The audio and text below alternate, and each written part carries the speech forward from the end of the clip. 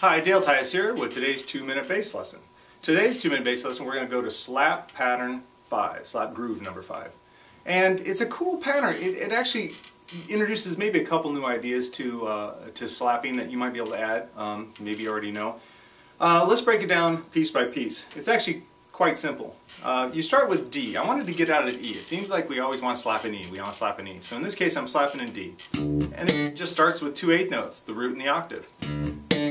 Now I'm doing something a little different here. Now I play the C on the 5th fret and I pop it, but then I hammer on to the 7th fret to get that A.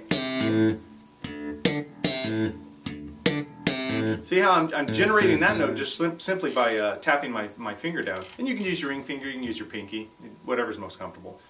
Now after that, then I'm kind of breaking away from 4-note segmented 16th notes. I'm kind of blurring the line between the last 16th note of beat 1 and the first 16th note of beat 2 by doing kind of a little lick. So here it is slowly.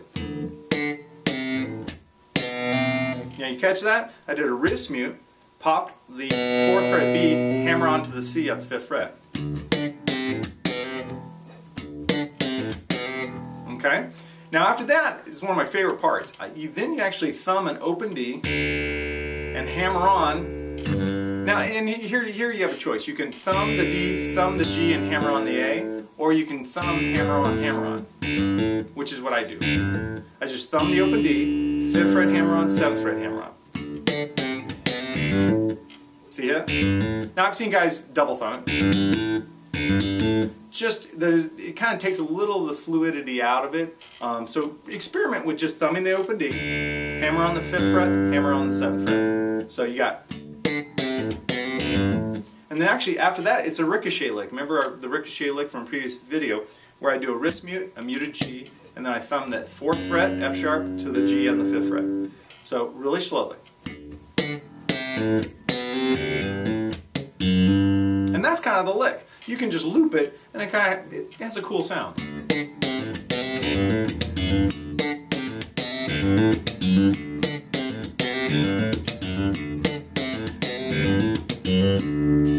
Now I'll make that chart available on mtdkingston.com. If you want to, maybe I didn't describe it well enough, you just want to see it written out, you can go to the zone section of mtdkingston.com, go to bass lessons, and it's free. Then look in the column that says written materials and you'll go down and it'll be there. So it's a cool little groove. Experiment with generating notes with your left hand hammer-ons while your right hand's doing something else, or to just break up maybe a familiar rhythm you find yourself stuck into.